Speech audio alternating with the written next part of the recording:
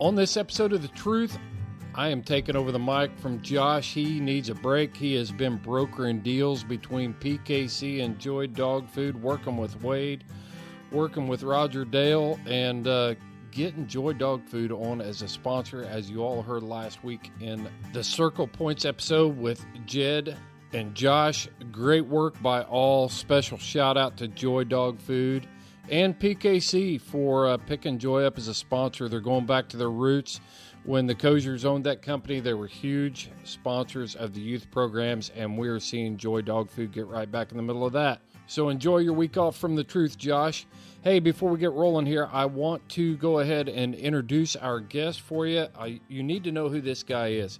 If you have not found the social media platform called GoWild, that's all it is, GoWild. It is a hook and bullet, outdoor, recreation-based, hunting, fishing, camping, outdoor, social media platform that has been built for the outdoorsman.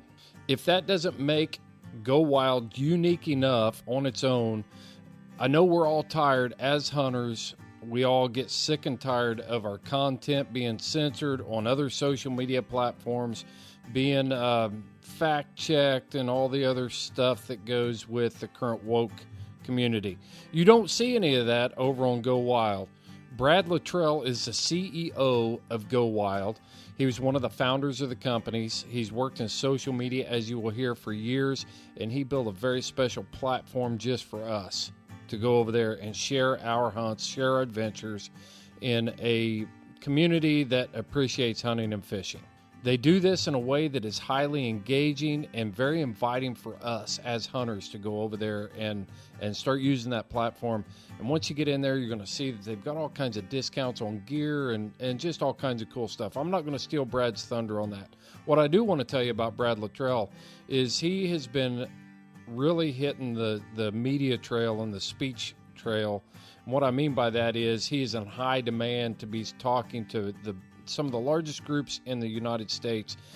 I missed his speech at the SHOT Show in Las Vegas this year, but he's speaking at the SHOT Show. He's speaking for major conservation organizations and stuff. He's got a great message about social media and how we need to be conducting and handling ourselves as hunters in this relatively new space for us called social media.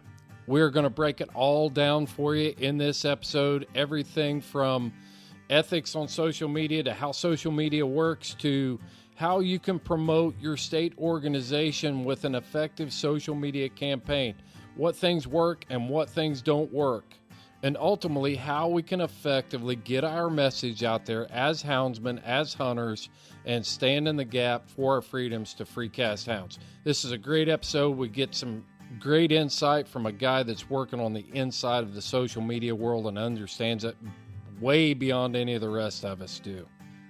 Before we get to that episode, though, I just want to tell you, if you have not found GoWild yet, you need to find them. You can find them in the App Store.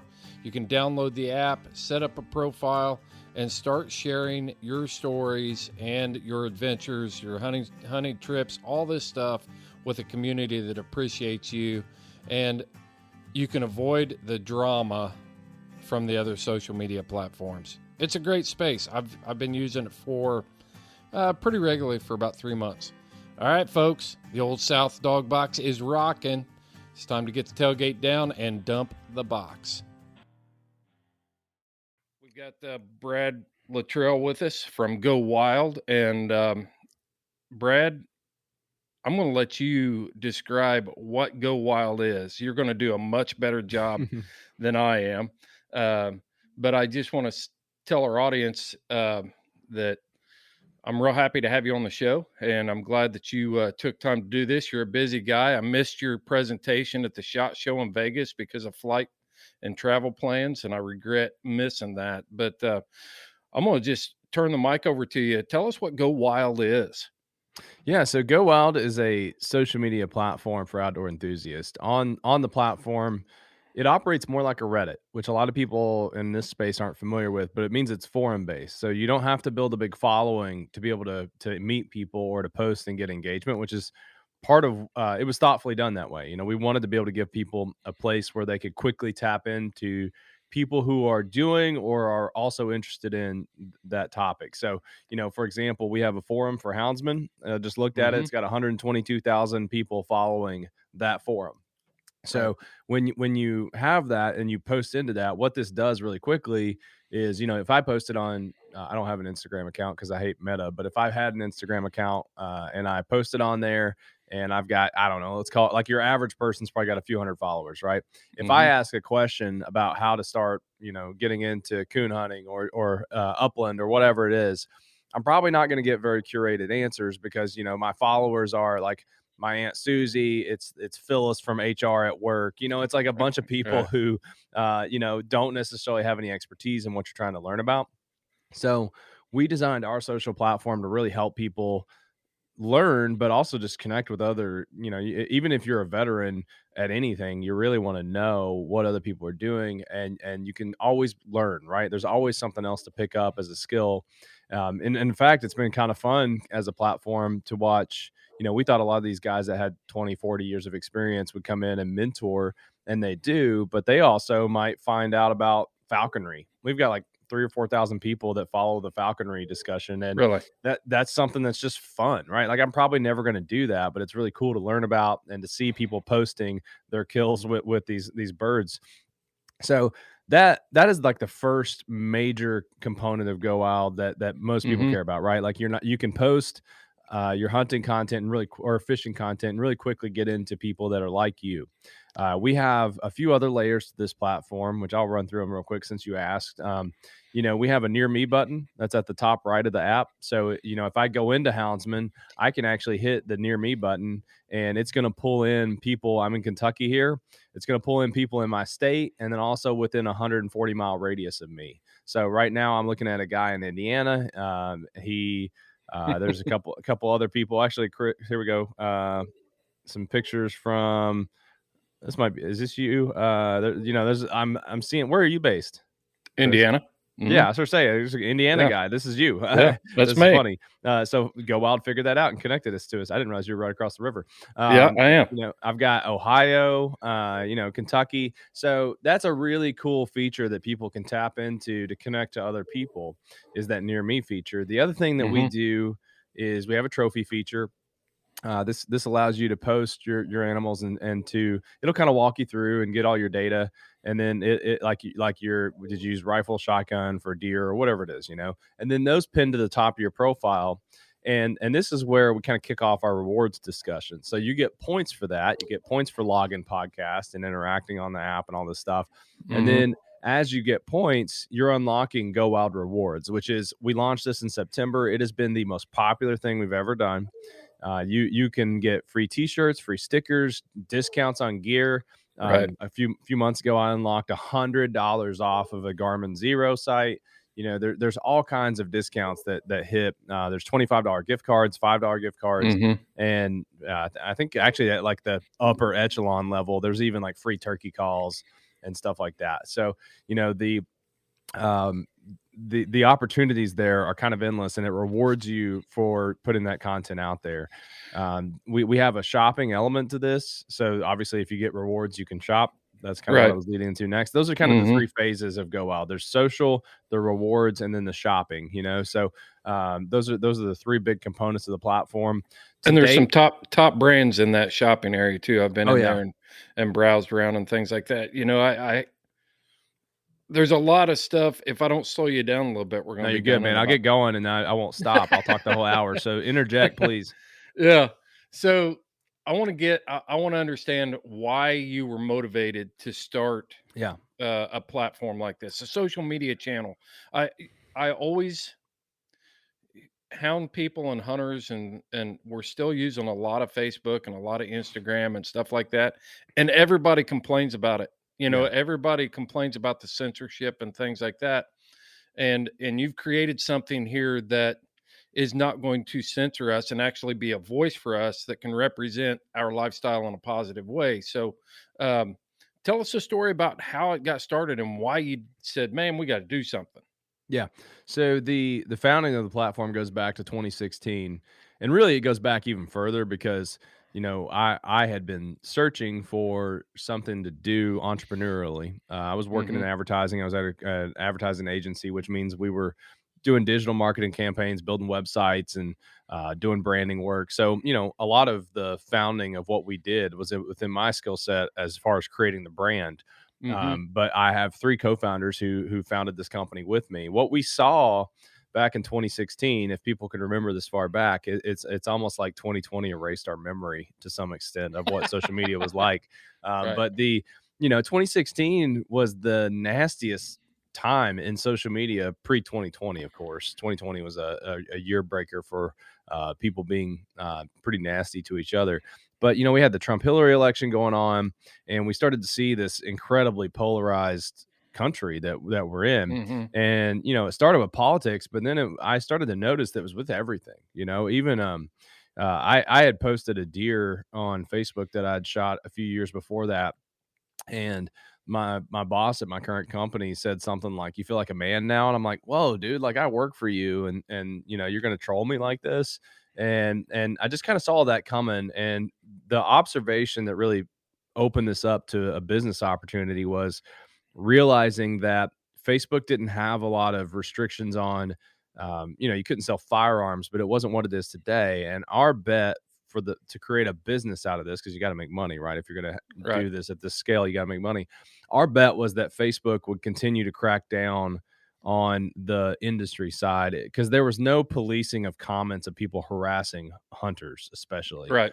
Right. And our bet was, and this is in the original business plan, that this would continue to become a problem, this would scale, and that even fishing was going to get hit with it. And now, guess who's getting content deleted? Guess who's getting stuff taken down for animal cruelty? Saltwater guys. All these Yeah. saltwater guys who catch these big tunas or something, and they're bleeding.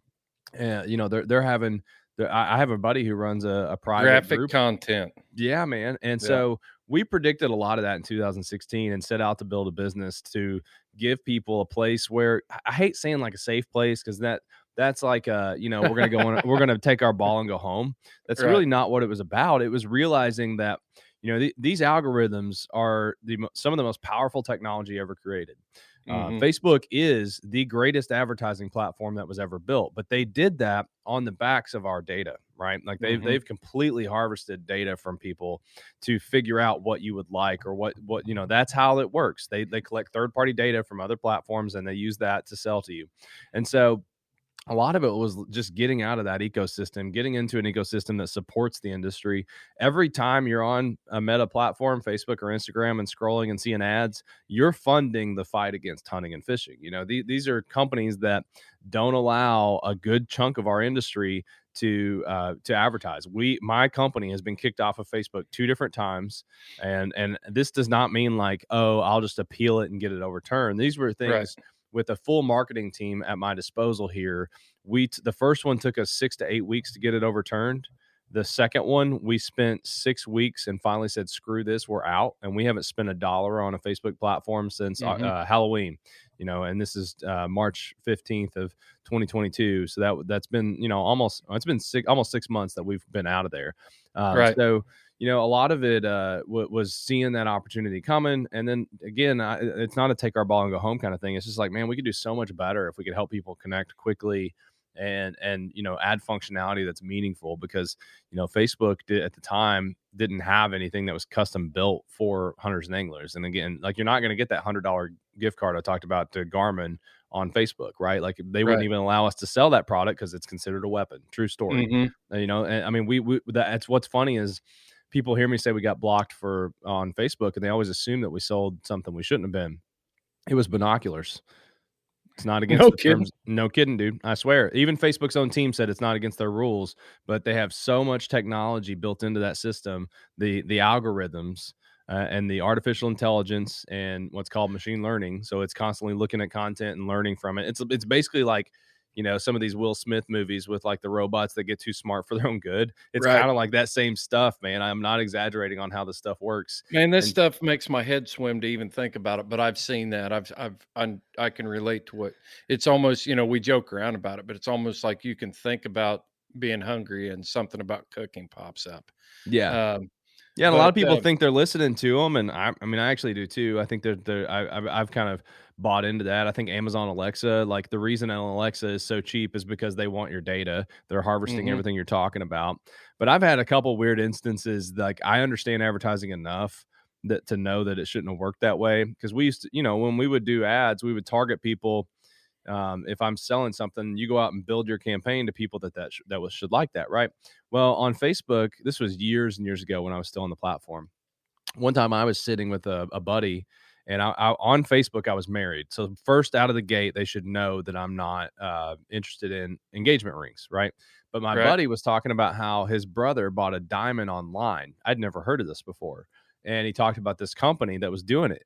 Within 24 hours, like you said, I the next day I had an advertisement for that company for an engagement ring for a diamond, and it's like, dude, I'm married according to their own data, but they heard that and thought I might be interested in it. So now it's in my feed. Yeah. It's like a lot of times I hear people, my dad will say something. I'm like, well, you kind of just fit the demographic though. Like that makes sense, but I didn't fit that demographic. And that was the one time that I was like, there's no way anybody would have targeted me. Polygamy is not too popular in the United States. So, these things it's crazy, man. I mean, people have no idea how much their data is being manipulated. I know And that's what not what I came on here to talk about, but Yeah, I know. I'll get Yeah, fired yeah, up. yeah.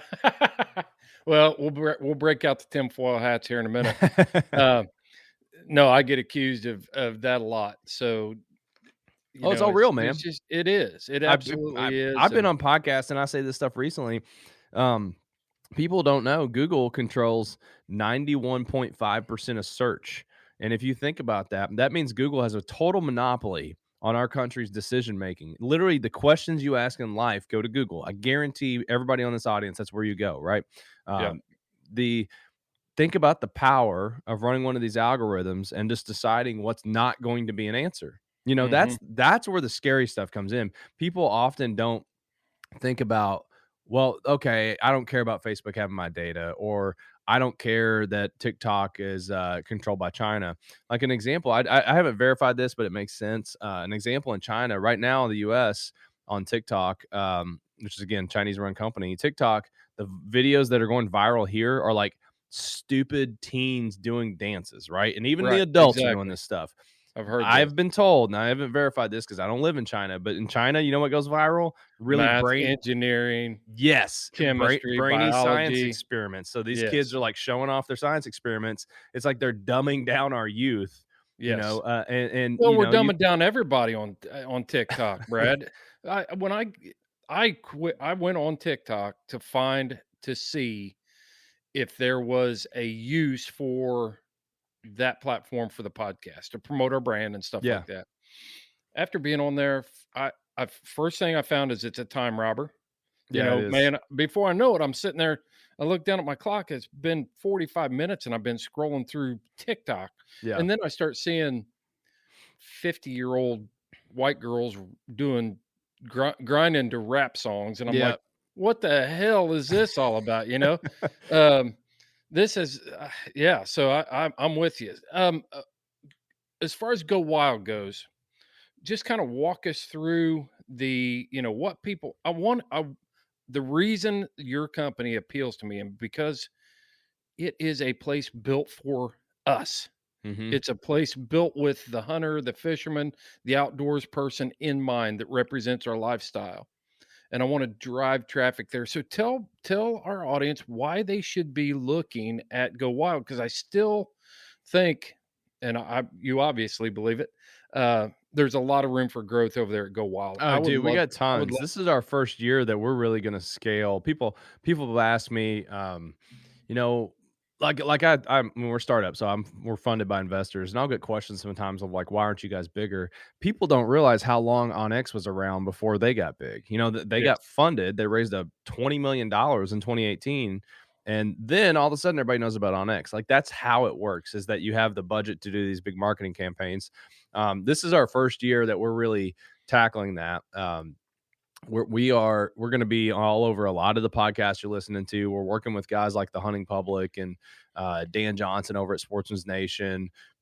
We are starting some partnerships up that I can't announce just yet, but like there's some big stuff coming. So, Sure. you know, you talk about getting in early on a platform.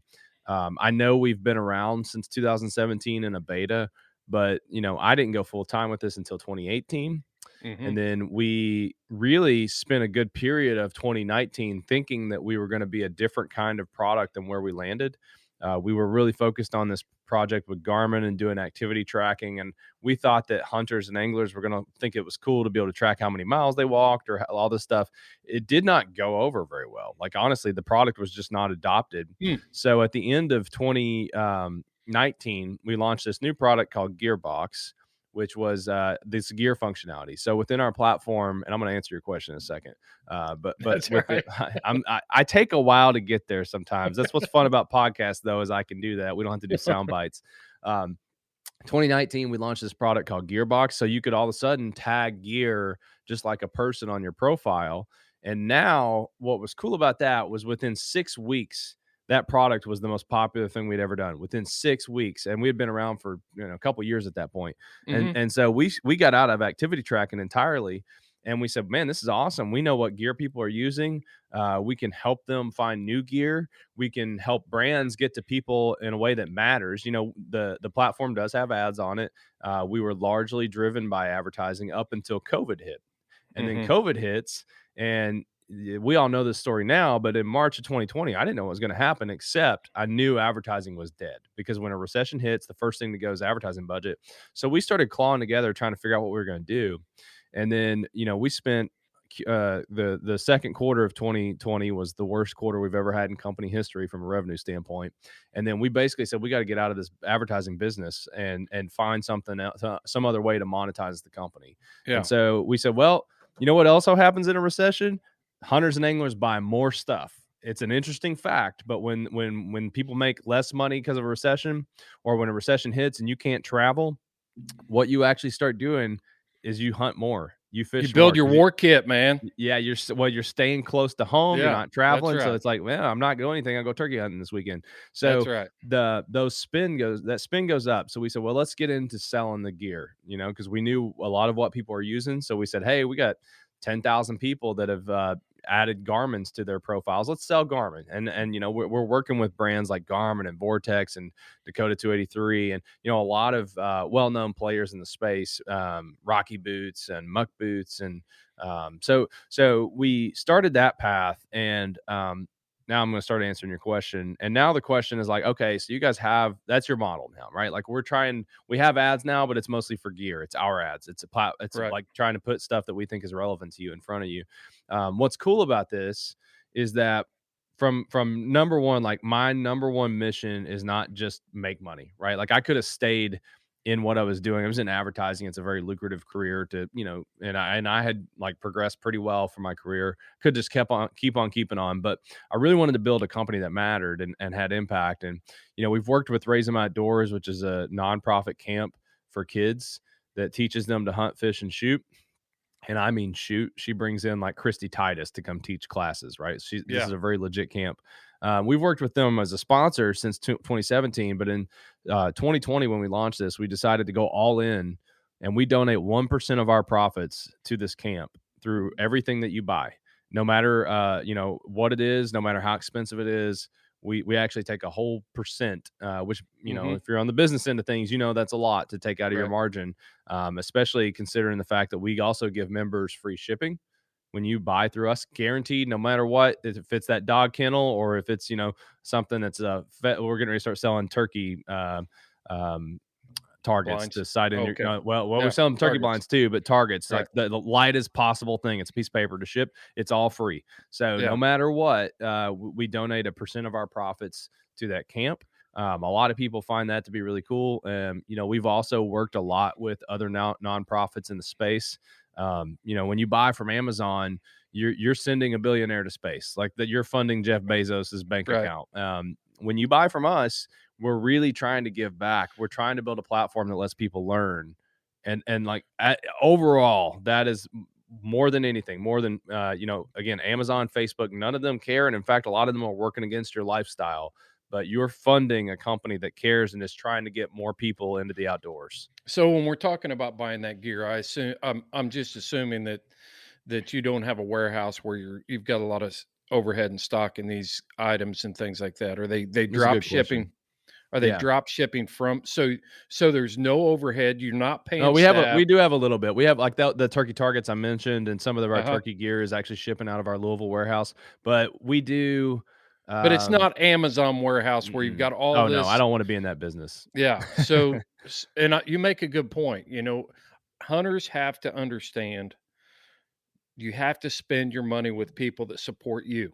Yeah. A parallel economy that if we given the opportunity, we've got to be smarter about where we spend our money. Do we Yeah. spend it with, and I can go on a rant about dog food companies. I can go on a rant about all these different places that we're buying gear because it's a race to the bottom on price for a lot of guys Yeah. instead of looking at, and that concept or that mindset blows me away because there are not more patriotic people in the world than the hunting hook and Oh, bullet right. hunters and For fishermen sure. crowd, and houndsmen are absolutely 100% patriotic. And they can rant about issues of the day, but when it comes down to, I buy this product from this company and I support hunting and fishing, or I can buy it cheaper over here and save $2,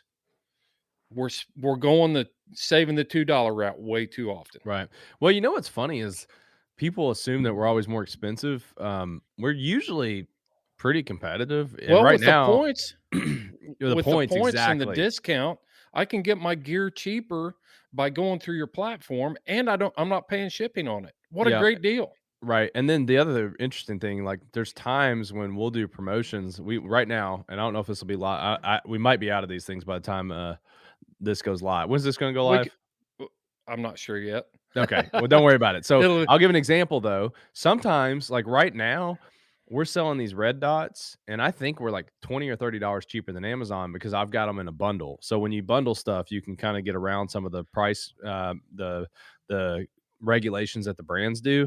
We're getting pretty creative with that stuff to be able to offer people exclusive deals. One of those red dots we're selling right now is like $110. It's normally I can't even remember what it is normally. I think Amazon's got it for 135 or 140, Mhm. and ours comes with a tack bag. So like, you get this cool little tactical Sure. bag with it. So it's not always even paying more. Now, some stuff on Amazon, I'm like, I don't even know how they're selling that. Like, we would lose money to sell it at that Right. rate sometimes. Right. But most of the time, like, it's worth the price check because, again, we're trying to help fund a whole camp for kids this year, which every time you're putting in even just a little bit, it all adds up when you've got Mhm. tens of thousands of people doing that. Yeah. And I didn't say that to say that people can't get their gear cheaper over on No, no, I know GoWild what you 'cause mean. I just yeah. wanted to clarify for folks. I'm glad you did. I'm glad you did. So a lot of people hate change. People, Oh yeah, a lot.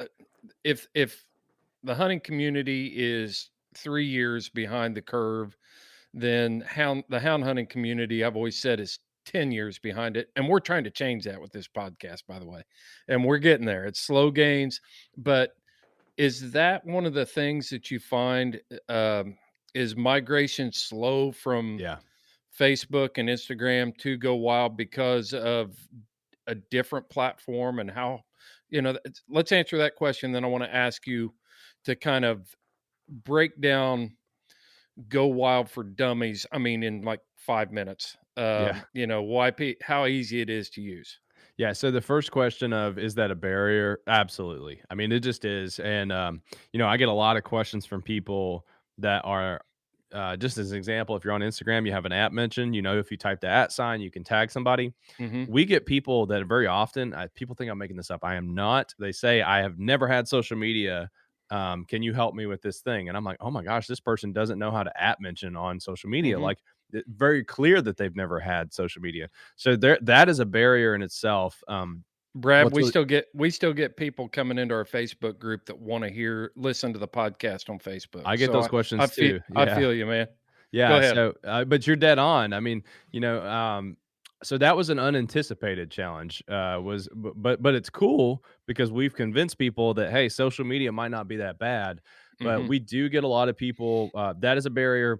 Honestly, from a tech perspective, one barrier I also did not anticipate was, our audience does not update their software at all, like ever. And from a technology perspective, that gets really frustrating when people are complaining about something that doesn't work. It's like, man, we fixed that 18 months ago. How are you still experiencing this problem? And you realize they just don't update their phone, they don't update their app. And so Same that, thing with Garmin yeah, equipment that we use to track dogs. yeah. A lot of issues can be fixed with a software update. Simple software update, right? Yep. And Garmin makes that super easy. We do still work with Garmin on some activity tracking stuff, and they're one of our leading brands that we sell too. They have a great platform and it's super easy. But it's the same thing. Mm-hmm. If you don't do it, then yeah, your firmware is out of date. Right. So and Right. and bugs can creep in. So Yeah. that is a barrier, man. I mean, it's definitely something that's a Well, challenge. particularly what I was talking about was, people get used. Complacent. We've got a lot of people that just figured out how to use Facebook. You know what I mean? And Yeah. Facebook's been around for how long? And we're just now starting to pull some of these people out of the woodwork where they feel comfortable making a post and understanding the basics of Facebook. So that was the barrier I'm talking about, of moving them from Yeah. there to Go Wild. Have you Barrier seen that, too. Barry? Yeah, a lot of times I'll get a big group admin and they're like, "Hey man, I'm gonna bring over all my people. We've got 200,000 people." And we've done some pilots with that and people just don't want to, man. I mean, it's just they're happy with their platform and their little community on Facebook. Not little, a lot of these are big communities. I don't mean to Mm-hmm. throw shade at them. But it is what it is. I can't convince somebody to stop using a platform if they're really happy with their community. What I've told people, the way I get a bug in their ear Mm-hmm. is to realize, your time here is probably finite. You are going how last year with the storming of the Capitol, Facebook announced that they deleted all these hate groups. A lot of those groups were hunting groups. And it didn't make sense. It didn't get any public attention, of course. Like nobody was like, "Oh my god, why did they delete all these hunting groups?" I know multiple groups that have more than 70,000. One had 200,000 people in these Facebook groups that were just wiped out in that early January last year of when Facebook said they deleted 100, violent groups. Well, a lot of these violent groups were just hunters. And you and I know what those conversations probably looked Yeah. like. Um, that's where I do get people to start thinking about, like, what would you do if you woke up tomorrow and that was gone? All your work that you've built up in that one Facebook group, instead of trying to diversify into a platform that supports hunting, Mm-hmm. now you're starting all over. So Yeah. the point for me is not to like leave Facebook. It's that group managers or influencers should really start to diversify. We are seeing accounts deleted on Instagram and Facebook at a faster rate than I have. I've been watching this stuff closely since 2016. It's happening at a faster rate than ever before. TikTok is even worse about it. So, that's my incentive to help people come over. It's kind of like one of those, I can't twist your arm to do it, but if ever you were going to be scared to lose something, fear of loss is one of the greatest motivators you Mm-hmm. can have. There's also hope of gain, which is finding this new platform. It's great, but That's right. fear of I, loss is your best motivator. I'm gonna throw a perfect example out there for our audience. So Jacob Campbell posted in our Facebook group and wanted just pictures of hounds. Show pictures of your hounds doing what they do. It's the biggest post we've ever had. So people love to show that stuff off. Go Wild is a great place for that. I mean, posting is easy, and we don't have to worry about our memories being erased by Silicon Valley. That's Right. been big influence by. It's had a lot of outside influence, and not. We don't want to go there. That'll be a Yeah. whole. Be a whole nother podcast too. Yeah. But I can and have done whole podcasts on that topic. so since we are talking about Go Wild, and I would like to see more engagement from the hound hunting community over there. Give us a real quick breakdown of what you're hearing back from your users, about how easy it is to use. This is the opportunity to make the sales pitch Yeah. to pull people over. So a lot of people, I kind of get mixed responses here. We have a great retention rate, but I do get people that say like, this is too complicated. Here's why. They're not open to change. It's what we talked about a minute ago. Mhm. Why would I go out and redesign Facebook? Facebook is one of the biggest companies in history. They've got 60,000 employees, and a lot of the companies that have started hunting apps have failed because they tried to copy Facebook. And you're Mhm. not going to beat Facebook at its own game. So I'm just going to real quickly and clearly lay out to your audience, this is not Facebook. There are familiar functionalities within it. We have direct messaging, we have app mentions and stuff like that. But I just want, Mhm. before you even download it, you're not going to find Facebook. We did not take Facebook and color it camo. Okay. Right. Um, Nice. on the app, when you download it, you're going to see 4 buttons at the bottom. Those are the home button, the trail mix, and there's a post button, which you're familiar with, and then there's a shop. We'll start on the home button. When you guys find that, that's like your dashboard. That's your personal dashboard for all things you, and Mhm. maybe some content recommended directly for you. You're going to have your community, which is your notifications. You got a direct messages, and then your rewards are at the top right there. There's a little tray that if you hit the home button, it'll slide up and down, and then you Mhm. can push it on up. There's announcements, which a lot of those are blogs. We announce certain things on there, like new podcasts and stuff like that. And then you can go through, like I've got my wish list on here. There's some trending gear posts that are on there. There's more blogs and gear setups. That's your home screen. Again, it's like your little dashboard for everything you on GoWild. When you hit your trail mix up at the top, just go ahead and once you're on board, hit that trail mix button at the very top once you're on that tab. And now you can see the trails you follow. You can look at all trails, which is everything in the platform. And man, we've got a lot of really cool stuff. Again, Yeah, you do. There's falconry. We've got, there's a first responders forum. There's foraging. It's really awesome. And Houndsman was one we didn't launch with. And a couple different guys were just kind of harassing us of like, man, this is not like, we have a dog life that we launched with. They're like, dude, this is not dog life. This is a totally different thing. And I didn't grow up as a houndsman. So after talking to a couple of these guys, we're like, let's do it. And now Right. Houndsman's a very popular trail on the platform. Right. So you can go through, control that as you scroll through your trail mix. This is what you're familiar with. This is the part that should feel very natural to you. It's the trail mix, or it's your news feed, basically. So you can, go through, interact. There's some amazing content in there. Like, look, I'm looking at this dude who posted his woodworking on here. So like there's all kinds of cool content. I'm going to describe the post functionality real quick, because this is where we're a little different. Create a post is your normal post. That's like everything you're used to on a post, pictures, text, all that stuff. You can enter a trophy. We have 250 species that you can tag. If we don't have it, you can ask for it, and we'll try to get it added. But that goes through and saves your stats, so your turkey beard length or whatever you're hunting, and it'll also pin it to your profile, and then you get points. So over time, over time, those points add up, and that's how you earn rewards. Log time, real quick. Again, you said 5 minutes. I have a hard time doing anything in 5 minutes. I'm trying here. So log time. This is basically like a way to tell people what you've been doing in the outdoors, and it also builds points. So if you went out scouting, you can log 5 hours scouting. You can tag the gear you're using. All that functionality helps you earn points on your platform. And again, that's how you get those good rewards.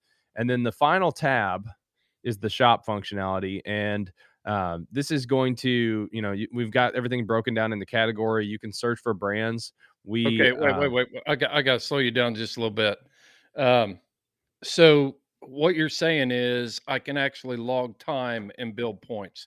Mm-hmm. If I am out every time you go out. Yep. running my hounds. Yeah. If you do it 5 days a week, you can you can log 5 days a week. Now, I will say, if anybody comes in trying to hack it and we catch them, we'll delete you. Like, because we give out so much free gear. We try to save that free gear for people who play by the rules. Yeah, absolutely. It doesn't happen a lot, but I always try to tell people on the podcast, like, don't try to game the system, because my team's pretty good at sniffing you out, especially if somebody comes through and motors through rewards, that's a red flag. We'll find you. Yeah. Don't do that. I have to check that part out, though. Yeah, I'm definitely. Yeah, man. I mean, check that out. That's how, if you see guys on the platform that have 50,000 points, a lot of them are just in there consistently posting and sharing their story. You I know, know that's I'm looking at some of these profiles and they got all these points, and I've made some posts, and it's like, man, those guys must live on this thing. But well, they, are or they posting. post trophies, and inviting your friends also gets you a lot of points. That's Yeah, 250 points for everybody that downloads it. So there's a lot of different ways to get to, the rewards. I'm sending invites to everybody in the Houndsman XP group, just so you know. Yeah, and so just and they Six may not six know. thousand of them, baby. That's awesome. I didn't explain this, but you actually get a unique link that you can find on your profile. So if you go back to your home tab and you go to it right under your name, it says Share Go Wild, and then you've got a link. So you hit invite friends, and you can actually copy your link right there. And so that unique link is what we use to track who comes through. And then every now and then, if somebody doesn't verify or something, because it's 85% accurate. We can't track all situations. Right. But if we miss somebody, you can actually message me and we'll figure it out. We'll get your points for you. So yeah, it's a really cool feature, man. Yeah. So if I've sent you an invite to go wild and you didn't accept it, you're not my friend anymore. I just want everybody to know that. Um, We'll do another show so where we publicly shame them. absolutely, absolutely.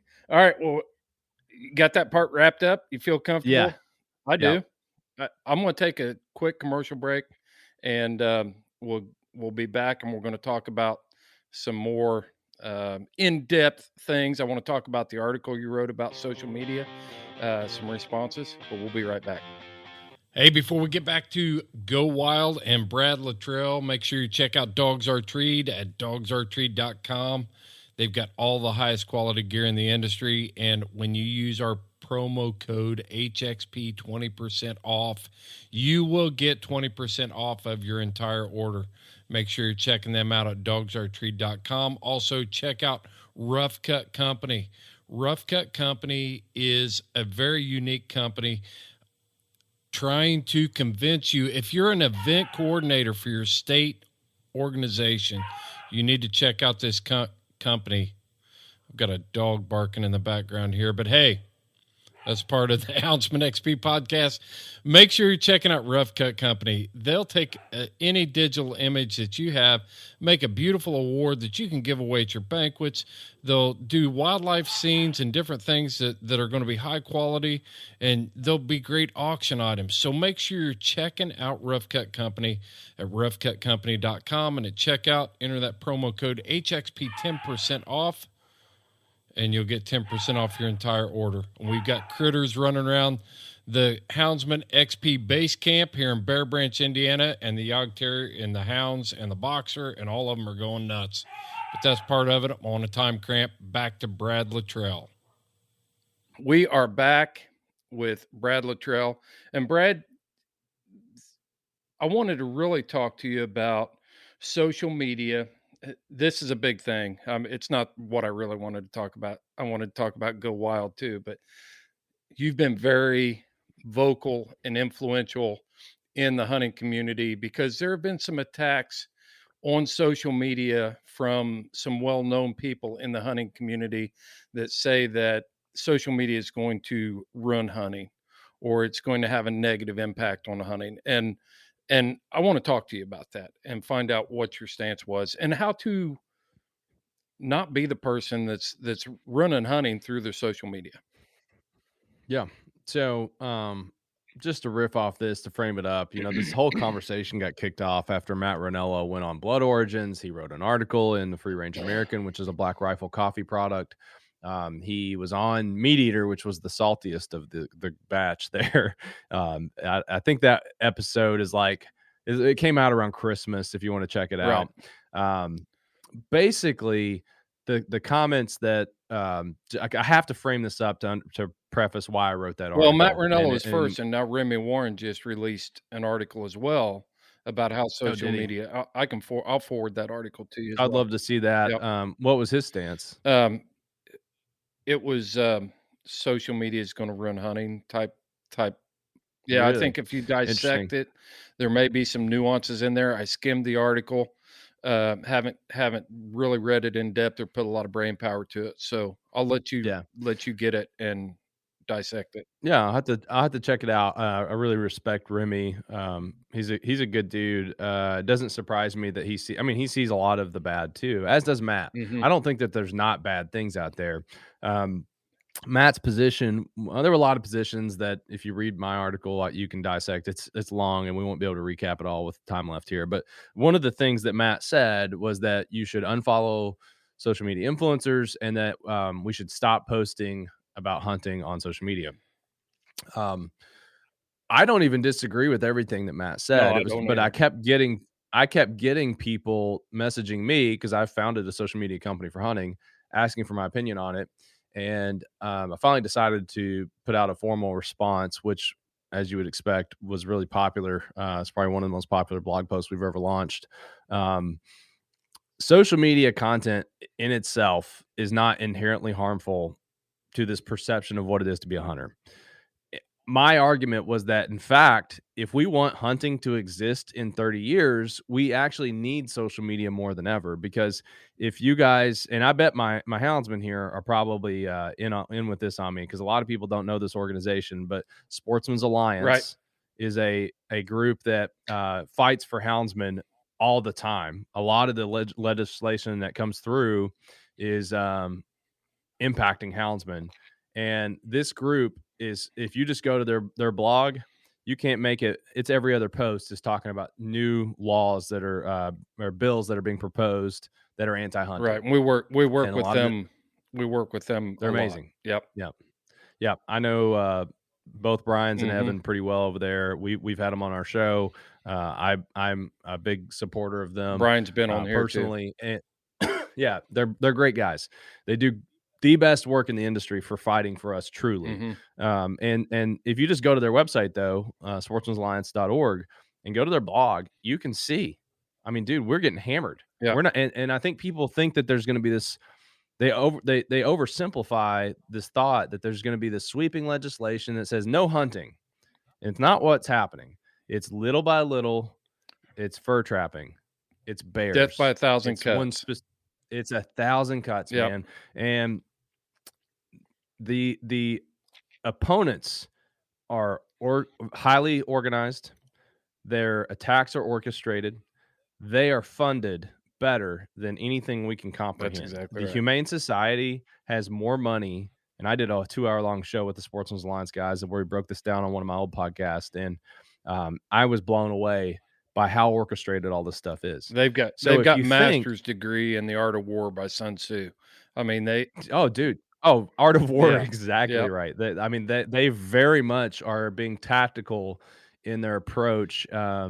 And we're playing whack-a-mole with every one of these. I said the same thing, Brad. I said, we are very good at being reactive, and I just wrote an article about this that appeared in Bear Hunting Magazine about being reactive and how we've gotten lucky. We've gotten very lucky this year, but we can't think that that's all that they were going to do. You take Senate Bill 22031, the mountain lion bobcat lynx ban in Colorado. I've already got information. That was defeated in committee. It never came out of committee. That was a win, but I've already got information that the HSUS is starting a petition for a ballot initiative, and I pass it. Just say it'll be back. Oh yeah, they always come. Well, they're trying to put it on the ballot for this fall, so they've always got a fallback plan. They've already, a fail safe. This doesn't work, we're going here. And a lot of times they just float stuff out there to see what kind of reaction they get. They've got a set amount of money that they're going to dump into their little pilot program, see what kind of, and then they come back and they strategize and go after it again. Using the information they learned, looking at reactions. This is where the thing I said earlier comes into play, and it's really scary to think about. I know on my LinkedIn account, because I've got an analytics tool, that if I talk about firearms, I get like 75% less reach than normal. So I have to misspell firearms if I want to talk about them, and I can get a normal reach. Think about the power. Yeah, I've got more examples, but I mean, that gives you the gist of it. Think about the power of a platform in a legal battle that throttles by default any post about hunting, and think about how much power that gives to the opposition to talk about it and fill the void. That's where Matt Rinella's argument falls apart for me. Mm-hmm. If we aren't on social media, we didn't. He thinks that we're taking a negative piece of content out. It's not how this works. This conversation is fluid like water. If you pick a rock up out of water, what happens? The water fills the space, Be right? like water. That's exactly Bruce Lee. Yeah. It's exactly what's going to happen though if we pull ourselves out of this conversation. The point is, we should not be trying to talk less. We should think about what we're saying. Yes. We need to control the narrative more and to share things that are positive. When I was on Instagram and I deleted it, I don't remember when I got off of it. I think it was last year after this whole last debacle with our company. So around Halloween, I quit for good. But when I was on there, I was really big on sharing the food aspect. I would share a lot of the adventure side of hunting that, of like, hey, I watched red-tailed hawks dive bomb squirrels today for 4 hours while I was hunting, and it was awesome. Yeah. Trying to share those stories, trying to talk about the nonprofits we work with. A lot of hunters, though, treat it, basically the whole season is never talked about until it's a grip and grin. Right. And, think about the culture shock that somebody that's never seen hunting before gets with that. And a lot of people, they'll say, well, I'm not going to change my content for you. Well, my thing is you better, because those people have votes too. Those people, if you're not educating them, and I'm not saying you don't have to ever post grip and grins, but people need to post other parts of the story. You need to talk about the conservation, talk about the fact that we fund literally all the wildlife biologists in the country who study this stuff, right? And talk about the fact that you fed your friends with that deer's backstrap, whatever it is. Just fill in the void of some of these other narratives. You got to get into the nuance of it. We've got to present this thing in layers. If you look at some of the most effective campaigns, there are media campaigns, there are layers to what the message is. There's a human side of it. Watch any commercial. It's not just about the product. They want to tell you a story in that commercial, and there's layers to that appeal to people. And if we just open our eyes and realize that that's what's going to carry us into the future, we can be successful. Yeah. There's a lot that builds up to that point of pulling the trigger. I think overall hunters have to do a better story. Maybe we can link to my article there so they can kind of read through. And it's long. I'm telling you right now, it's long because this is complicated. I could have written twice as much on there. Well, that article is what made me pursue you as a guest. Just so you know. I appreciate it. Yeah. I appreciate it. It's been good for counterbalancing a lot of the narrative. What sucks is R3 as an initiative from the council, the Council to Advance the Hunting and Shooting Sports. That whole team, continues to try to get their message out, but they're not really invited to the table. So these narratives get thrown out there, and Matt's article had a lot of negative data. He would say it was misinterpreted data about the R3 initiatives and what they do. Matt thinks that we don't need more hunters. That's what he really took a lot of fire for. He did. He said we need half as many, which is wrong. You can't say that. I can't say that in Kentucky either. That comment goes down immediately to me. It sounds elitist. It's very elitist, and it's also very self-centered. I'm sure where Matt hunts in Montana, hunting probably elk, or whatever, like a big game, some type of big game. I'm sure it is competitive, and I'm sure it feels like you need half as many hunters. Here's the thing. Georgia has so many freaking deer, they have to pay someone to come in and shoot them because they're a nuisance. So you're going to tell me that everybody needs half as many hunters? Like, that argument is just very, I don't mean this in a mean way. It's very ignorant. I think Matt Rinella is very smart. Oh yeah. Don't get me wrong. I think he's very smart, but I think the argument itself, not who he is ignorant, or it's blissfully. Well, ignorant. It's like, he's we need half as self-centered is probably a better way to say that. We need half as many hunters as long as I'm one of them. As long as I can be one of them, then we need half as many. Right. And then I find it comical. I mean, it makes me laugh out loud when I think about somebody who has got. I spent a lot of time in Montana, and there are millions of acres in Montana dedicated to public land. Yeah. And then I look east of the Mississippi, and you go to public land, you want to see a lot of hunters? Come to public land in the I east, know. Yeah. Yeah, the pumpkin I had patch. that conversation too. And we have, out there, it's like, what, more than 60% of the state's public, I Yeah, think. Now, it may not all be good hunting land. I right. get that. And there's trailheads that are really popular. I get all Yep, that. But we got like 4% in Kentucky is public land, right. you know. And We are Indiana is number 43 in the United States out of 50 states for public land. really, yeah. So don't come to me Yeah, crying so about hunting opportunity when you live in a state that's got as many acres as a lot of the western yeah. states do. Yeah. Yeah, no, for sure. And that right there, that comment shows the nuance in all Mhm. this, and that nobody, I don't sweeping comments like that are great for sound bites. I'm sure that was one of the most popular episodes that Meat Eater ever did. Yeah. I'm sure that's why there's another article. Or is it by Meat Eater? Did Remy write? It's not. No, Rem Oh, he didn't write it for Meat Eater. Interesting. Remy's out on his own now. Oh, okay. Oh, I think I heard Yep. that. Yeah, that's right. So, but that narrative of, it's controversy and controversy That's sells, right. and maybe for the better because how many shows you're not the only person. Like I've been invited to a lot of guests after that article. So, it did open up my opportunity to counter it. Mhm. I got to do the Blood Origins conversation the other day, and I was grateful to at least get to put out, because they were the first ones that kind of launched that whole thing from Matt Ranella. And Matt Ranella is always a little contrarian, and I like contrarians. I'm a contrarian.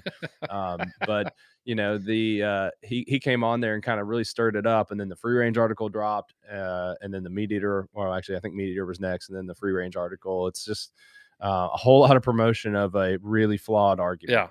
Yeah. Yeah. So a lot of the things that we're seeing there with that, and we will link your article in this podcast in the show notes. I want to make sure we get that done. But Matt Ranella had a lot of his idea was if we just stop, then we can all live in secret and we can all enjoy what we do. And that You think the Humane Society is going to stop? no, and we lose our spot in the narrative at that point. We lose ground Yep. in the hunting narrative. So what you're saying is to sum this up is don't stop, just do a better job. Yeah. Let's just change the way. Post more. Okay, Post more. as you know? as a person who is an owner of a company that owns a social media, tell us what is effective social media presentation and what is not. Yeah. So I like this question a lot. And I'm going to throw out there first, too, because a lot of people have accused us of creating an echo chamber where your voice won't be heard. And that's not what we've built GoWild to do. I have never told anybody that they need to get off other platforms. Now, I personally have deleted my Meta accounts because, again, we could do a whole show on all my grievances with Meta. Facebook I'm gonna is hold what you I'm to talking that. about. Yeah, I really could, and I do. We can come on and I can outline. I've actually got another article that we launched a few months before this Ranella one that outlines a lot of Yeah. that too. But one reason I actually am on TikTok now, and I'm kind of focused on it because I'm gonna have to play by their rules. I can't show guns. I have to watch what I say. But I see that as where people are going, and if I can be there and share a positive story for hunting, I think that's a good Mhm. thing. If I have to play by their rules to do that, I think that's a good thing. Now, TikTok's got just as many concerns, not just as many. I think there's a lot of concerns around TikTok too. And if I get overwhelmed with it, I'll be out of that platform too. But I think overall, people need to do a better job of sharing. And you asked me kind of like, what are those guidelines in my mind? I don't think it takes whitetail hunters are probably the worst offenders because there's more of them. On sharing like The like grip and grin. by volume, the number of offensive photos. And when I say offensive, I don't mean to me and the Go Out community or you guys listening. We all get it. If you pulled out that bloody photo of a deer sitting in a pool of blood with its tongue hanging out, none of us would be offended by that, right? But I think taking a little bit extra time to drag the deer out of that spot, take a picture that really represents that animal that you could be proud of, and show somebody that little bit of extra effort on a grip and grin goes a long way. Try to get that photo before it goes in the bed with the celebratory beers with the truck. Just thinking about that alone. In Africa, when they take a big game animal, the guides come in and they rub dirt on the wound. They get that blood off there. They make sure that it's not sitting in this giant puddle because they understand controversy. Man, that is nothing gets. that is a volatile community over there, and conservation is under attack in South Africa. We just ran. Yeah, and it's misunderstood too because people will say things like, "How can you hunt elephants? They're going extinct." And in some areas over there, there's so many of them that they're destroying crops, and people have no idea. Well, I know we're not going to dive into the African. I'll shut up about that. But like, they understand better than anybody. We got a lot to talk because about. I know, man. I'm telling you, we can go a lot of different directions, but they understand better than anybody the importance of controlling that narrative. And for hunters, that's my first thing is just, be thoughtful about what you're posting. Try to take you whether or not you like it, and you can disagree with me on this, but I'll still tell you it's true. Where everybody on here, if you're posting on social media, you're a PR, public relations representative for hunting. That's right. You are telling a story for everybody else. So taking a little bit of extra time to show people why this isn't violence, why it's not murder. Like, right, you think ahead of what the combating comments are going to be. And, you can start to tell a story about how you really do care for your dogs, the food that you're getting, what you do with the hides, tell this whole story. And then you start to build up a wall that's a lot harder to tear down. When we're only sharing the death of hunting and people are calling us murderers, you can call them snowflakes and you don't care, but really, like, all we're doing is validating their points that they take and use against us. And that was what Matt said that I do agree with 100%. When everybody wants to show success, but success is measured in different ways. And as you mature in the hunting lifestyle in this community, then some of the nuances are they become more important to the veteran hunter than the end result. It's easy to show the success.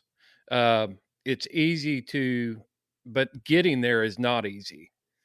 Being successful, and that's where the real story is. It is that's why we have a time log on GoWild. I didn't mention that, but we created that feature to encourage people to share that you went hunting today and didn't get anything. You take the Houndsman, for instance, a person who, I just bred a female last week. So I've got that part of the story of the breeding aspect of it for the nurturing of the expecting mother. And then you're going to have puppies, and then you've got to raise a litter of puppies to weaning age. And then you do their training, and you follow this story all the way out to boom. If you start that story now with this part of it, and you show every aspect of it, and you build that story, then people can appreciate when that puppy that you featured 2 years ago finally got to this point. Boom, now you got a story. Yeah, for sure, man. So tell us some of the things that I'm gonna put you on the spot. What are some of the damaging things that hunters do and put on social media that are just shooting holes in the boat? Yeah, we've kind of built our guidelines around trying to keep this stuff out of our platform. A lot of people call us like your uncensored platform, and like we are that. I won't censor your hunting content, but things that we shouldn't be doing and things that you can't do on GoWild are making fun of somebody for shooting a spiked deer. A lot of people that first get into hunting, they may hunt an area that's really pressured and hard to even see deer. And if they get a spike and they're proud of that, we should embrace that person's journey, right? Like we should support them. And, sometimes, and this is a rampant problem that even if you talk to state wildlife agency folks, they'll bring this up. The infighting, and people think of like it's crossbows versus compound bows when you say infighting. Right. It's so much deeper than that, man. There are so many different segments of hunters that kind of end up trampling on each other. A lot of this stuff is playing out in social media comment threads, and we kind of just get on the same page and get away from that type of stuff.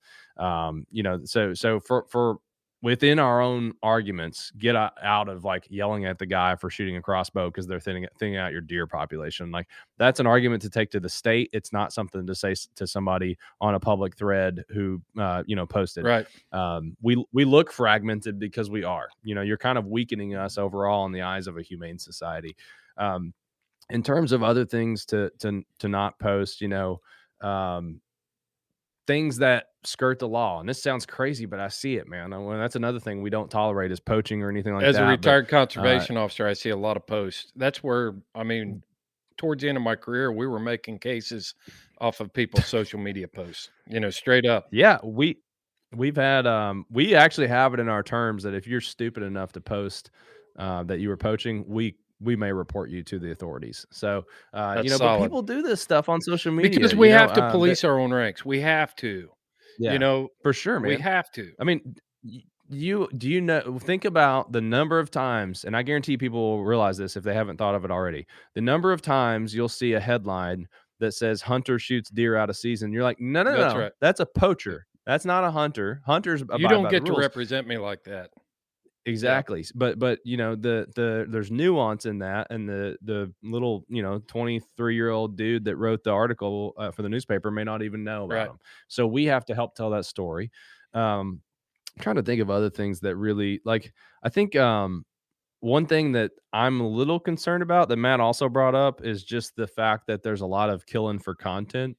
And maybe people donate the food, but I can tell you that from being on the industry side and knowing a lot of the brands and doing all the shows and stuff, there are some concerning things going on. Yeah. I mean, there's people are 100% killing for content. Matt said something to the effect of like, who needs 5 elk? It's like, at what point are we wasteful? Again, there's hunters for hungry, but what's happening is we're putting so much pressure on content creators to get those kills that they are starting to make bad decisions to try. They're stretching themselves. They're taking longer shots. That's not acceptable. Right. Man. I don't care if you're a YouTuber. That's probably, like, more than anything, is one of my biggest concerns that I'm seeing play out, is that these guys are, really pushing themselves to take shots to get the animal and to get that final trophy video. And they're partaking in bad practices. Yeah. They're not able to settle for a story of like, I didn't get him. That is a good story to tell. The times you got beat. I mean, that shows the human struggle. That shows that deflates the argument that it's all about blood sport. If you can go into and make a post about, man, it was a rough day and we got beat today. It was a great day. Dude, we launched a whole new podcast to combat this whole crazy, like, 200-inch deer phenomenon of everybody that's trying to, or elk or whatever it is. All these influencers talking about how all these public land deer that they killed with their bow at 40 yards or whatever. And we're like, you know what? We all relatively suck or are mediocre. We're going to start talking about what's really like. And we kicked this podcast off with my own shameful story, dude. It is, if you really want like a good entertaining 30 minutes, Uncensored by GoWild is the podcast name. Episode 1 is called Toothpicks. And the reason it's called Toothpicks is because I shot a doe that turned out to be a spike. And it was a 110-yard shot. And I tell the story of this horribly embarrassing moment for me, because Kentucky only has 1 buck tag. So I tagged out on the season on accident. On a spike. On a spike. I mean, when you see the photos of this, it's on my profile. I don't want to make fun of you for shooting a spike, because that's against community rules. No, it was all right. I actually posted this on GoWild, and it was at first before I even logged it, I was looking at all the comments or all the deer that are coming in, and I'm like, man, everybody's getting good deer, and here I'm sitting on this picture of the spike. But I posted it, and there's 90 comments on this post. And it was so many people. They're like, dude, I've done that. Like, I felt good about it afterwards. I was like, I don't feel like an idiot anymore, because people I really respect are telling me, like, I did that a few years ago, or that's happened to me twice, or whatever it is. So share those raw moments, man. I mean, if anything, I think it makes us all feel better to know that other people are screwing it up too. That's right. Yeah. I had a supervisor tell me one time, he was a buddy of mine. I worked with him for years, and he got promoted before I did. And, I told him, I was like, man, when are you going to figure out that I called him with a question. He's like, man, I don't know. And I said, when are you going to figure out that you're the boss now? And he said, when are you going to figure out I'm the same dumbass I always was? So yeah, I love that. Yeah. Well, that's what's funny. People people onboard on the GoWild, and when you guys sign up, because I know you're all going to now, you go to That's right. downloadgowild.com and sign up. You'll get an automated message from me, but I really respond back. That first one's automated, but if you respond back, then I'll start messaging with you.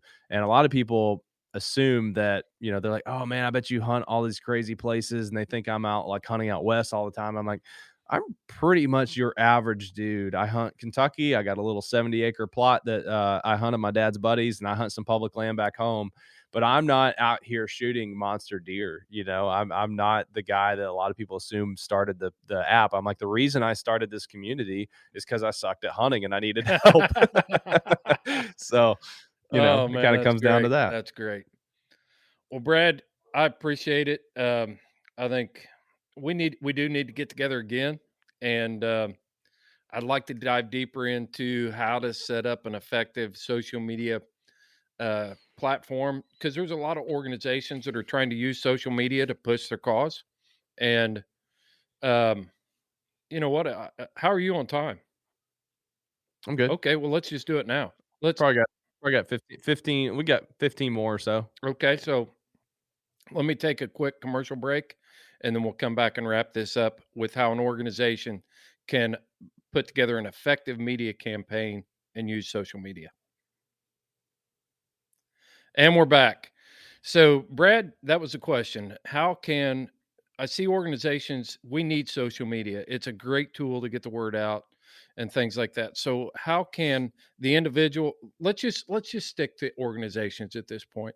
Um, and how can, say, the Eastern Idaho Houndsman Association? What do they need to be doing to really get their message out, drive their organization, get and reap the benefits of that by getting more involvement, more membership, more support, things like that? Man, before we even talk social media, so much of this comes down to, in fact, I'm speaking at a group today at 4 o'clock about this exact thing. They're struggling with their story. And so much of this comes down to, they're asking what kind of content they should be producing. But Mhm. really, when I ask them questions, they don't even know who they are. You'll ask 5 different people what the organization does, and they get different answers. And so the first thing any organization should do, if you're getting different answers, because a lot of organizations get really spread out, they end up with a lot of different components of their mission statements, is really Google how to write a positioning statement and then figure that out. A positioning statement is essentially saying, we do this for this audience, and we do this better than anybody else because, and it kind of builds out this story. Mhm. And when you know that really well and you understand that, the next parts of that become easier. Writing, I always tell people, as a copywriter, which is my background, um, writing is not hard. Thinking is hard. When you have to think through something that you have to decide how you feel about or how you're going to tell a story, Mhm. that takes me longer to write. If I'm going to write something of like just diagramming what happened, like a police officer would in a report, that doesn't take me very long Right. because I can do that quickly. I know what happened, right? But a lot of brands struggle to even create content because they haven't thought about exactly what they are, who they Mhm. are.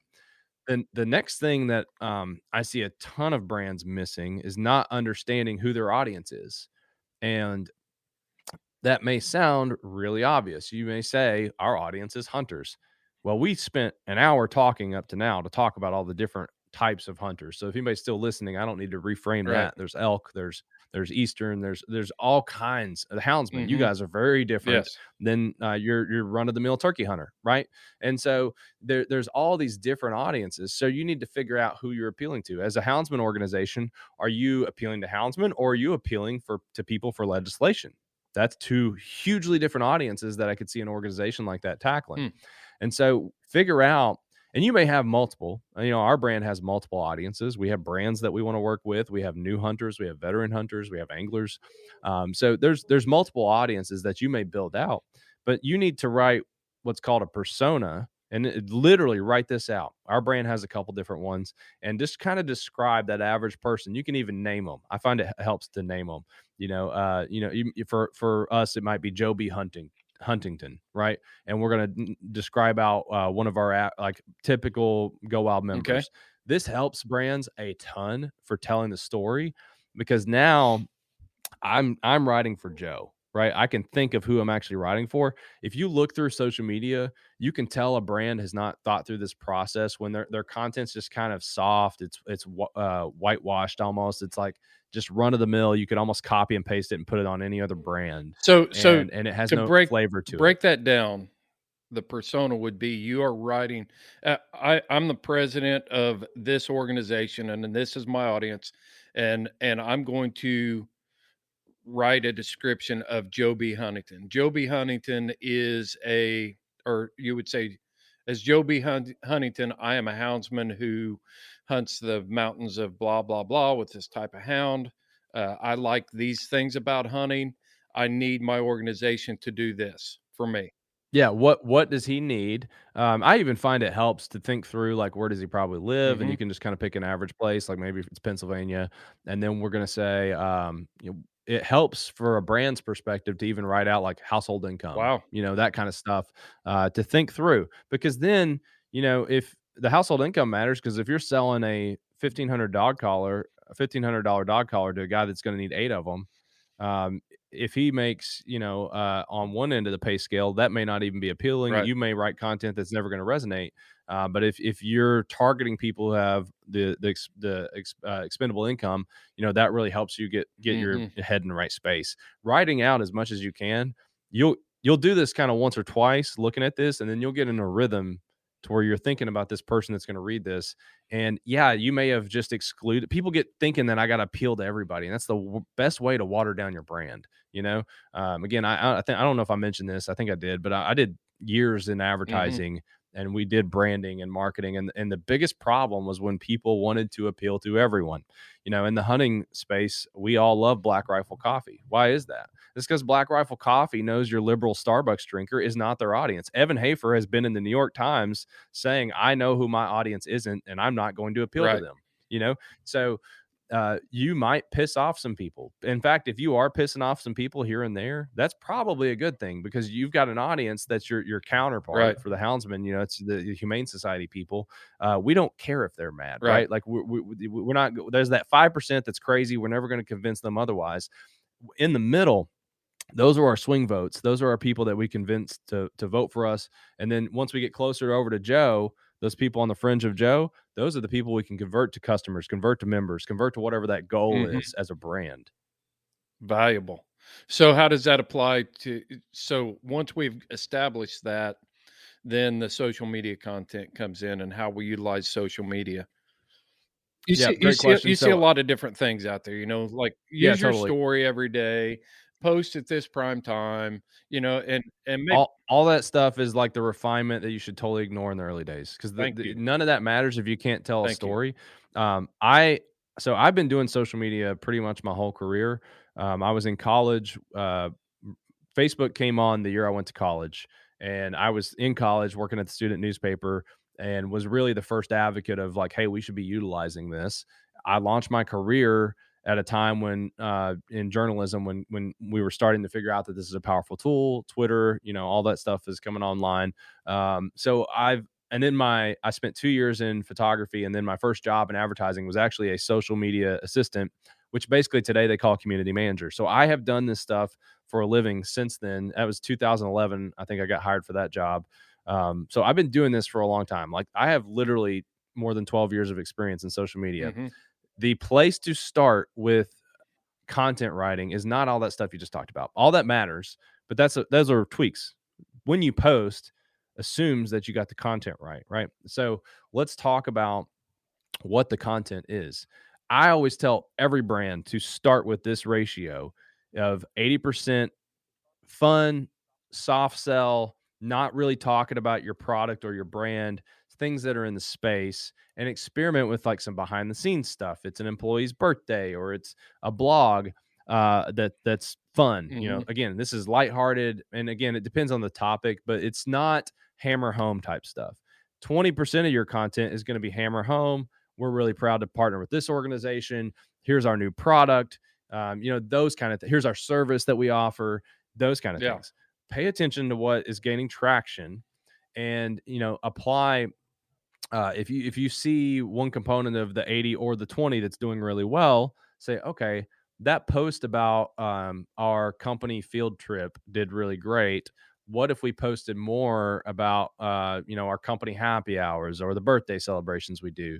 And then on the product side, like, man, people went nuts when we launched that new Yeah. whatever it is, the widget 3.0. Maybe we should talk a little bit behind the scenes about how widget 3.0 came to be, right?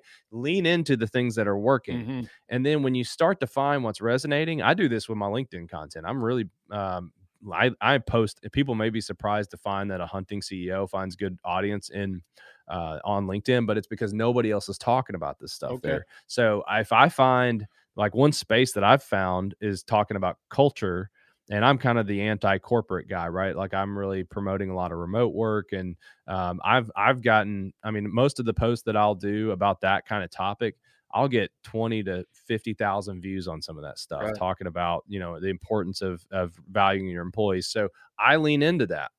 Nobody else is talking about it in the way that I am. I kind of got my own little unique thing that I'm hitting there. So I try to hit that 2 or 3 times a week on that type of content. And then I'm still lobbing new things to experiment with in there, to trial and error. I'm playing with video right now to see if that's something that's going to play well on that I platform. like I So like you're always experimenting. I like your ratio there. I think that gives us a good, clear guideline and something to shoot for. 80% fun, Yeah. 20% hard, What we harder do. hitting. I Yeah. really like that, and I And you think that's may what. always Go ahead. sorry, there's a really critical part to that I want to add. That's your starting point. Some brands may find, like, my LinkedIn content, I don't even do 80/20. I'm probably 95/5 on every now and then I'll talk about what we do. We'll have a record day or a month and I'll congratulate my team. Yay, us. I don't talk a lot about GoWild because then I've built my audience up and they trust me and they're paying attention to me. And then when I say something about my company, it's few and far between. But some companies, you'll see them scale onto more on the 50/50. Yeah. You may end up, it depends. So you start at 80/20 because people use social media for entertainment. So if you Right. start putting out entertaining content first, it gives you more of a barometer to kind of, to a scale to look at, and kind of gives you a wider range to see Mhm. what's going to resonate. If you come in, and this is what most people do when they think they got to post about from their company, if they're not, branding minded and trained and kind of done this for a while, they come in and they sell. Our product's the best. It's the fastest. It's this and that. It's like, dude, no one cares. No one gives a rip about how fast your product is or any of that stuff.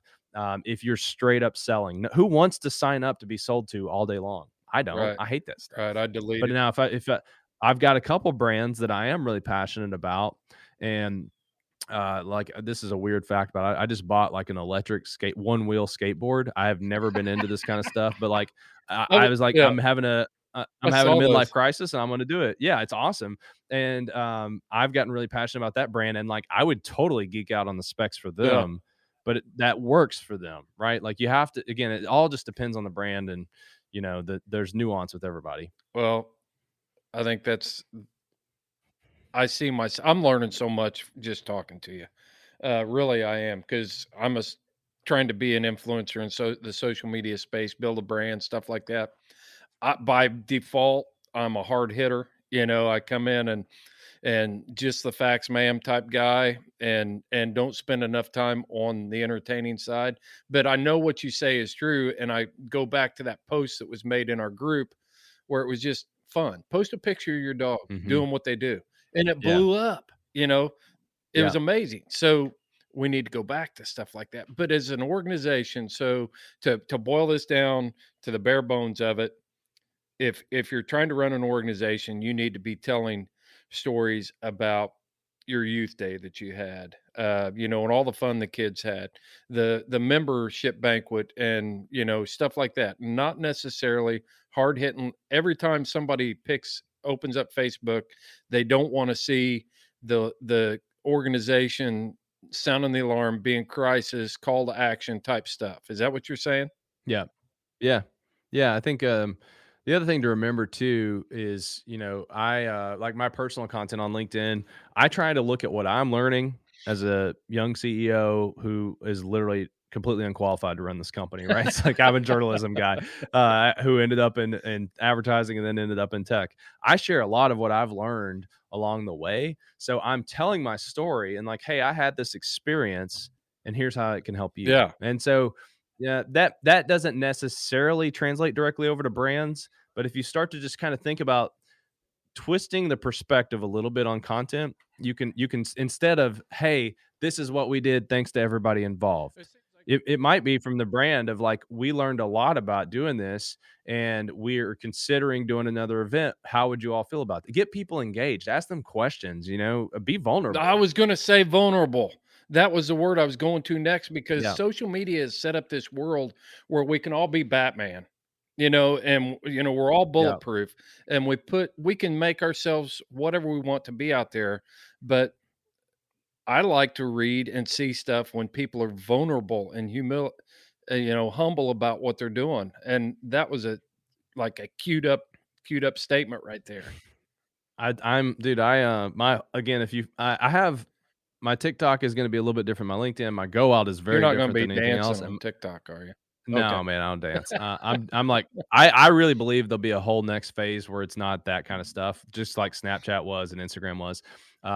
The LinkedIn though, a lot of my story has been how being vulnerable and talking about failure, because founders on there, so many people are like, we're crushing it, Yeah. and all this super positive stuff, and that is not reality for anybody. Mm-hmm. A lot of these guys that post that stuff all the time, it's really toxic because they're kind of setting up that there's all this success. And we 100 extra revenue over the last 2 years. Right. And it makes you, as a founder who maybe 3 extra revenue, you're like, man, that sucks. So I try to be really open about the failure. And when I started doing that, my trajectory on my reach has just been insane. Like, people love that vulnerability, and because they can connect with it. I mean, there's something to like a Dan Bilzerian who's a billionaire and lives on or a multimillionaire and lives on a yacht with all these hot models. Like, people will watch that kind of stuff because it's like it's pure entertainment. But nobody has a relationship with Dan Bilzerian, right? Because it's like, I can't identify with this guy. Yeah. He's super ripped poker player who's probably snorting coke off of some of these half naked women. Like, I'm like, I have no idea what that's like, right? But if I have a guy who is posting about his struggles with his kid and parenting, I'm like, man, I get that dude, and I build a relationship with him now. Yeah. Nobody's really building relationships with a guy like I just mentioned, but if you're vulnerable and you show some weaknesses, the power in that, man, and that's what we work with Bo Martonic as a podcaster. And one of my favorite things about Bo is he'll talk about stuff that he screwed up. And a lot of his podcasts when he has guests on is talking through and working through stuff. I think there's something to that, man. This has been this is kind of hit a reset button for me, Brad. I'm not going to lie. Cause like I said, I'm a hard hitting guy. I feel like that we need to get the message out there. I kind of run from crisis to crisis and trying to unite this community and things like that. I'm thankful that we have other people on my team that can post some stuff that's more entertaining, but what a great conversation. I appreciate it, man. Yeah. Thanks, man. Yeah, man. Thanks for having me. This has been fun. I know you have a really popular following in the dog space, so I hope to see all these guys on GoWild. Oh, I hope so too. And real quick, tell us, we're going to dumb this down to like social media 101. How do people find GoWild? Well, we're going to use your link. Actually, I said download GoWild.com earlier, and that is how I tell most people. But let's just put your link in the show notes. That way, they get, they're coming through.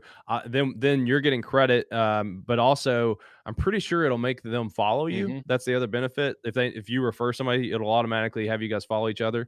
So go ahead and do that. We'll put your link in there, and if you need help finding that, let me know. But it's on your profile. Hit share GoWild, and then you have a customizable link that you can share. But we are on the app stores, and people, again, if you download it, you're going to find you'll get a message from me. So just let me know that you heard about me on this podcast. Awesome. Well, Brad, thanks a lot, buddy. I know you're not a houndsman, but we close these out the same way every time. And until next time, you follow your hounds and I'll follow mine. Yes, sir. All right.